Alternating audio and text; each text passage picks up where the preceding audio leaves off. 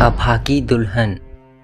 पूरे घर में कोहराम मचा हुआ है। अचानक से हुआ हादसा सभी के लिए अभी यकीन करना मुश्किल हो रहा है। 2 मिनट पहले जहां पूरे घर में हंसी खुशी का माहौल था, वहीं अचानक से गमों के बादल फट गए।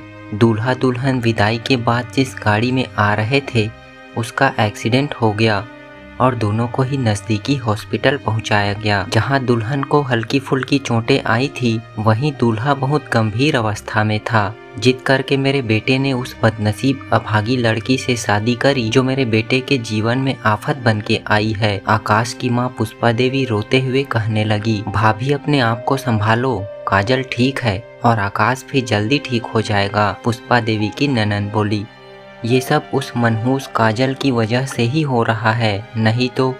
पुष्पा देवी कहते कहते रोने लगी, अपने आप को संभालो आकाश की माँ, हमारा बेटा जल्दी ठीक होगा। आकाश के पिता रमाकांत जी बोले, हेलो ताऊ जी, आकाश के दिमाग में खून का थक्का जम गया है, उसे ऑपरेशन के लिए ले जा रहे हैं। काजल को घर ले जाने के लिए गाड़ी भेज दीजिए। आकाश के चचेरे भाई पवन ने कहा, ठीक है बेटा कहकर रमाकांत जी घर से बाहर निकल गए। काजल को जैसे ही गाड़ी घर लेकर आई, उसे बाहर लेने कोई नहीं आया। अंदर आकर जैसे ही उसने पुष्पा देवी के पैर छुए, तू मेरे बेटे की जिंदगी में नहीं आती तो ये सब नहीं होता, अब क्या लेनी आई यहाँ, बहू तुम कमरे में जाओ। रमाकांत जी बोले, आकाश की माँ समय और मौका देखो, इन बातों को अभी करने का कोई मतलब नहीं, घर में शांति का माहौल रखो कहकर रमाकांत जी हॉस्पिटल चले गए। काजल अपने कमरे में सिर्फ रोए जा रही थी।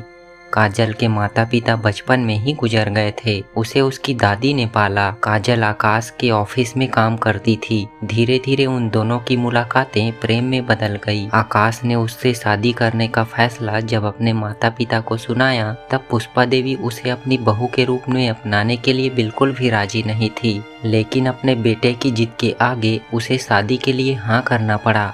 रात हो गई थी। ऑपरेशन के बाद डॉक्टर ने 2 दिन का समय दिया ताकि आकाश की स्थिति का पता चले। अगले दिन जब काजल ने हॉस्पिटल जाने की बात कही तो पुष्पा देवी ने साफ मना कर दिया, तू मेरे बेटे के पास नहीं जाएगी, यह सब तेरी वजह से ही हो रहा है। माँ जी, मैं आपके हाथ जोड़ती हूँ, मैं उन्हें दूर से ही देखूंगी, लेकिन मुझे भी अपने साथ ले चलिए, काजल ने रोते हुए कहा। पुष्पा देवी अकेले ही हॉस्पिटल चली गई। 2 दिन बाद पता चला कि खून के थक्के की वजह से आकाश कोमा में चला गया है। रमाकांत जी, चाहे आप आकाश को यहाँ रखें या घर पर व्यवस्था करवा लो, ये कोमा में कब तक रहेगा कुछ नहीं कह सकते, ये कल भी बाहर आ सकता है और शायद कभी नहीं, डॉक्टर ने कहा। ठीक है डॉक्टर साहब, हम आकाश को घर ले जाते हैं, रमाकांत जी बोले। आकाश को घर ले जाया गया। वहां पर उसकी देखभाल के लिए पुष्पा देवी ने नर्स के लिए कहा, लेकिन काजल के विनती करने पर रमाकांत जी ने पुष्पा देवी को समझा दिया, आकाश की माँ, काजल आकाश का ख्याल रख लेगी, इसलिए तुम जिद मत करो। कैसी बातें करते हैं आप, ये मेरे बेटे की देखभाल करेगी तो वह जिंदगी में कभी ठीक नहीं हो सकता, पुष्पा देवी ने कहा। लेकिन रमाकांत जी के दबाव देने के कारण पुष्पा देवी को मानना पड़ा। काजल सुबह से लेकर रात तक आकाश के साथ ही रहती और उसका पूरा ध्यान रखती। पुष्पा देवी उसे पूरा दिन कोसती। काजल आकाश के पैरों के पास बैठकर अपने दिल का हाल रोज सुनाती, ऐसी अभागी लड़की मेरे घर में दुल्हन बनकर आई है जो मेरे बेटे को इस हालत में पहुंचा दिया।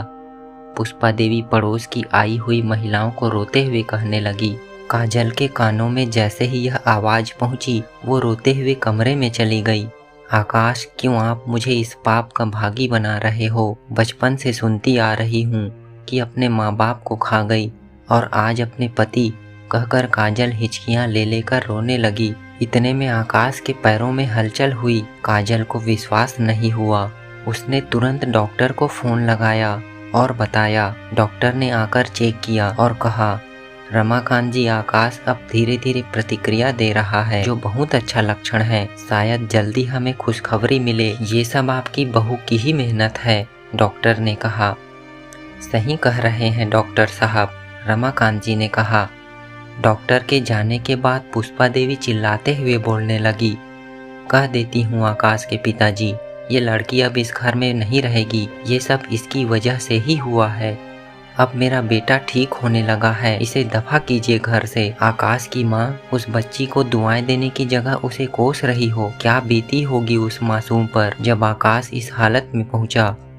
तुम हर बात पे उसे ताने देती रही, लेकिन वो अपने कर्तव्य को निभाने में दिन रात लगी रही। ये काजल की मेहनत का ही नतीजा है जो आकाश ठीक होने लगा है। अब तुम उस बच्ची को एक शब्द नहीं कहोगी, रमाकांत जी ने कहा।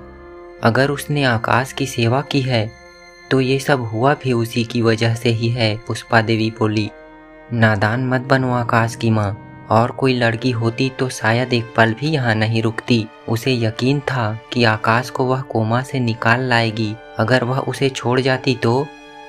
कहते कहते रमाकांत जी के शब्द मुंह में ही रह गए। गलती हो गई मुझसे काजल बेटा, नीचे आओ। आज आकाश के ठीक होने की खुशी में भगवान के दीपक जलाओ और हम सबके लिए कुछ मीठा बनाओ। अभी तुम्हारी रसोई में मीठा बनाने की रस्म निभानी बची हुई है, पुष्पा देवी ने कहा। जी माँ जी कहकर काजल अपने ससुर रमाकांत जी के पैर छुए, वहीं अपनी सास पुष्पा देवी के पहली बार।